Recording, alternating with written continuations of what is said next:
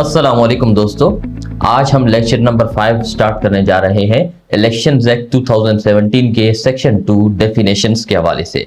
आपको याद होगा कि हमने पिछले लेक्चर नंबर 4 में जो डेफिनेशंस पढ़ी थी उसमें डेफिनेशन थी कॉन्स्टिट्यूंसी के हवाले से।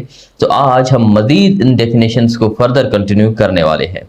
तो हमारी जो नेक्स्ट डेफिनेशन है वो है कॉन्स्टिट्यूशन के हवाले से कि भाई कॉन्स्टिट्यूशन क्या होता है। इलेक्शंस एक्ट 2017 में अगर कहीं पे भी वर्ड आ जाए कॉन्स्टिट्यूशन तो इसका मतलब होगा constitution of Islamic Republic of Pakistan 1973। आपने ये बात जहन में रखनी है, ठीक है। तो इलेक्शंस एक्ट 2017 में कहीं पे भी अगर वर्ड आ जाए ना कॉन्स्टिट्यूशन तो इसका मतलब होगा constitution of Islamic Republic of Pakistan. अच्छा, अभी बहुत से लोगों को कॉन्स्टिट्यूशन का जो है ना कॉन्सेप्ट क्लियर नहीं होगा, तो मैं आपको बताऊं कि कॉन्स्टिट्यूशन किसको कहते हैं। किसी भी मुल्क का सबसे बड़ा कानून, सबसे जो बड़ा आइन होता है जिसके तहत उस मुल्क के इदारे चल रहे होते हैं, जिसके तहत उस मुल्क की अदालतें चल रही होती हैं, जिसके तहत ये बताया जाता है कि इस मुल्क में रहने वाले लोगों को क्या क्या हुकूक हैं, यहाँ पे रहने वाले लोग किन किन उसूलों के मुताबिक अपनी ज़िंदगी गुजारेंगे और किन किन उसूलों को फॉलो करना है। ये किसी भी मुल्क का जो सबसे बड़ा कानून या आइन होता है वो बताता है, जिसे हम लोग कहते हैं कॉन्स्टिट्यूशन। यहाँ तक आपको बात क्लियर हो गई होगी। मैं आपको दोबारा रिपीट कर रहा हूँ कि अगर इलेक्शंस एक्ट 2017 में कहीं पे भी वर्ड आ जाए कॉन्स्टिट्यूशन तो इससे मुराद पाकिस्तान का constitution, constitution of Islamic Republic of Pakistan 1973 की यहाँ पे बात हो रही है, ठीक है। इसमें कोई अरबी फारसी नहीं है, बस इतनी सी सिंपल सी बात थी।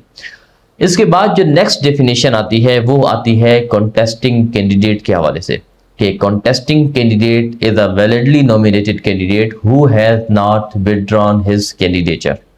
अच्छा, यहाँ पे अभी आपने एक वर्ड पे गौर करना है कि कैंडिडेट हमने पहले भी पढ़ा था कि कैंडिडेट वो शख्स होता है जो कि इलेक्शन लड़ रहा हो, जैसे कि कौमी असम्बली या सूबाई असम्बली का उम्मीदवार, ठीक है। Contesting candidate is a validly nominated candidate. अभी वैलिडली नॉमिनेटेड कैंडिडेट से मुराद क्या होगा कि उस कैंडिडेट ने अपने नॉमिनेशन फॉर्म्स सही तरीके से जमा किए हों और इलेक्शन कमीशन ऑफ पाकिस्तान ने उनके नॉमिनेशन फॉर्म्स को मंजूर किया हो, तब वो जाके बनता है वैलिडली नॉमिनेटेड कैंडिडेट।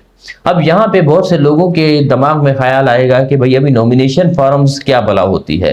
तो मैं आपको समझा दूं कि नॉमिनेशन फॉर्म्स एक तरह का सरकारी फॉर्म होता है जो कि कोई भी उम्मीदवार इलेक्शन में हिस्सा लेने के लिए जमा करता है, इलेक्शन लड़ने के लिए वो फार्म जमा करता है। अगर इलेक्शन कमीशन ऑफ पाकिस्तान उसका फार्म मंजूर कर लेता है तो फिर वो जो शख्स है वो उम्मीदवार बन जाता है, कैंडिडेट बन जाता है।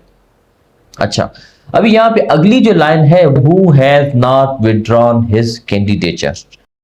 अभी यहाँ पे इसको आपने गौर से समझना है कि देखो एक शख्स है, उसने नॉमिनेशन फॉर्म्स जमा किए सही तरीके से, इलेक्शन कमीशन ऑफ पाकिस्तान ने उसके नॉमिनेशन फॉर्म्स मंजूर कर लिए, ठीक है। अभी वो हो गया वैलिडली नॉमिनेटेड कैंडिडेट। अब अभी भी एक शर्त बाकी है और वो शर्त ये है कि उसने अपना नाम वापस ना लिया हो, उसने इलेक्शन से दस्तबरदारी ना ली हो। मिसाल के तौर पे मैं आपको मिसाल देता हूँ, सिंपल मिसाल है कि भाई एक कॉन्स्टिट्यूंसी है जहां से दो कैंडिडेट्स उठ रहे हैं, ठीक है, कैंडिडेट ए और कैंडिडेट बी। अभी कैंडिडेट ए जो है वो किसी वजह से इलेक्शन नहीं लड़ता तो फिर वो क्या करता है, कॉन्टेस्टिंग कैंडिडेट से अपना नाम वापस ले लेता है, वहां पे जाके दरख्वास्त जमा करता है कि भाई मैं अपना नाम वापस लेना चाहता हूं, मुझे इलेक्शन नहीं लड़ना, ठीक है। अच्छा, इसका मतलब ये हो गया who has not withdrawn his candidature. इसकी दूसरी सूरत क्या होती है कि कैंडिडेट बी कैंडिडेट ए के पास जाता है, उसे एतमाद में लेता है, उसे कहता है कि देखो भाई हम दोनों एक ही कॉन्स्टिट्यूंसी से लड़ रहे हैं और हम दोनों के वोटर्स जो है वो तकसीम हो रहे हैं, आपके अलग वोटर्स हैं, हमारे अलग वोटर्स हैं। आप ऐसा करें कि आप मेरे हक में बैठ जाएं, तो आपके जो मुतालबात होंगे, जो मसाइल होंगे, वो अगर मैं जीत के ये इलेक्शन इस कॉन्स्टिट्यूंसी से तो फिर मैं वो आपकी जायज़ मुतालबात, जो मसाइल हैं, जो डिमांड्स हैं वो पूरी करूँगा।